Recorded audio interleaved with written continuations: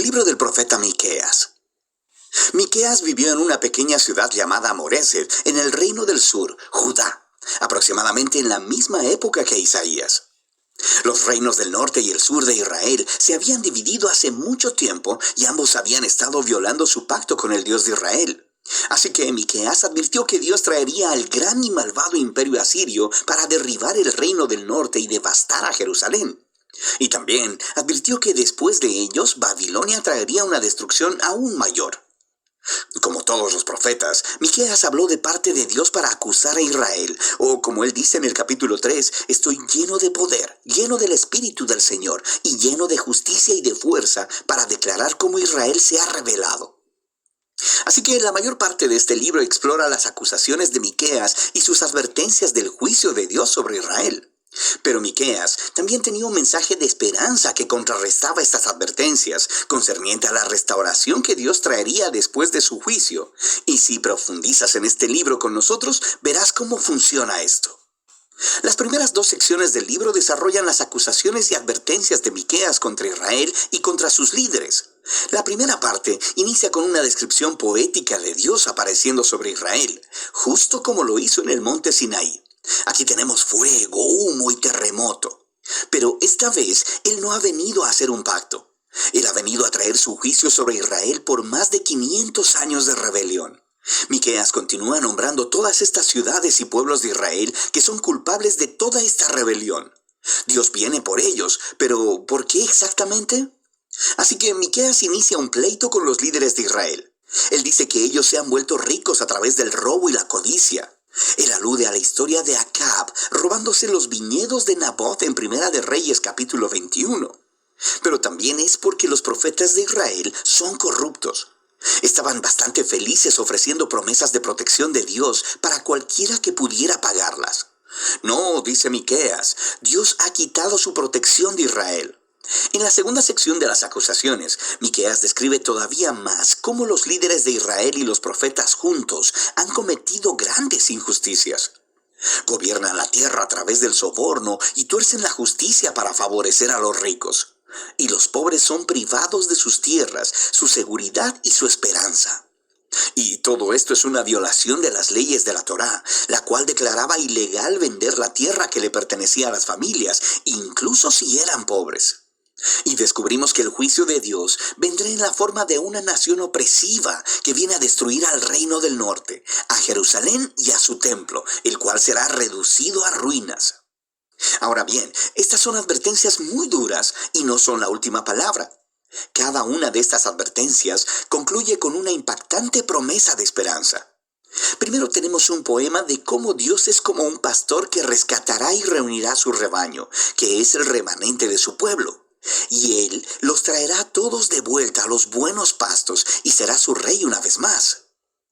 La segunda sección de advertencia concluye con esta imagen del templo de Jerusalén en ruinas. Y Miqueas dice que esto no será permanente. Un día Dios exaltará su templo, lo llenará de su presencia y llenará la ciudad con el remanente de su pueblo. Así que el propósito de Dios es hacer de Israel el lugar en el que el cielo y la tierra se encuentran, para que todas las naciones fluyan a Jerusalén, donde Dios se convierte en el rey de todas las naciones, trayendo paz a la tierra. Estos dos poemas finales de esperanza son muy poderosos. Y la siguiente sección del libro, de hecho, los desarrolla todavía más en una serie de poemas hermosamente diseñados que tratan completamente acerca de la futura esperanza de Israel y de las naciones. Así que aprendemos que después del ataque de Asiria, Israel será conquistado y exiliado en Babilonia. Pero a partir de ahí, Dios restaurará a su pueblo y los llevará de vuelta a su tierra. Y luego aprendemos que en la nueva Jerusalén vendrá un nuevo rey mesiánico del linaje de David. Nacerá en Belén y gobernará en Jerusalén sobre el pueblo de Dios restaurado.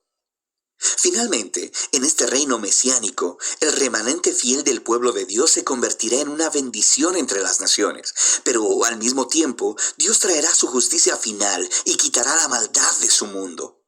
La sección final del libro regresa al patrón de advertencia seguido de esperanza que vimos en las primeras partes del libro. Miqueas expone una vez más las prácticas económicas injustas de los líderes de Israel y cómo éstas están destruyendo la tierra y al pueblo. Y aquí, Miqueas ofrece sus famosas palabras que resumen lo que significa que Israel siga a su Dios. Ya que se te ha declarado lo que es bueno, ya se te ha dicho lo que de ti espera el Señor. Practicar la justicia, amar la misericordia y humillarte ante tu Dios. Esto es exactamente lo que Israel no ha estado haciendo y por eso vendrá su ruina. Sin embargo, el libro termina con otra poderosa nota de esperanza.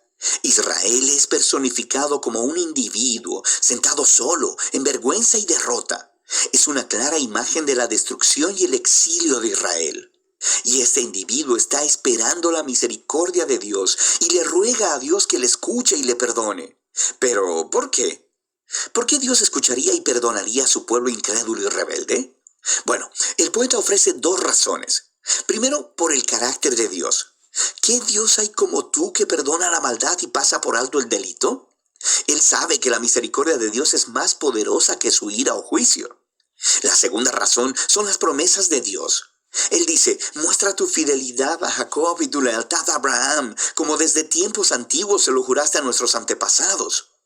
Estas son las últimas palabras del libro. Son una alusión a las promesas del pacto de Dios con Abraham y su familia, allá en Génesis, donde establece que todas las naciones encontrarían la bendición de Dios a través de la familia de Abraham.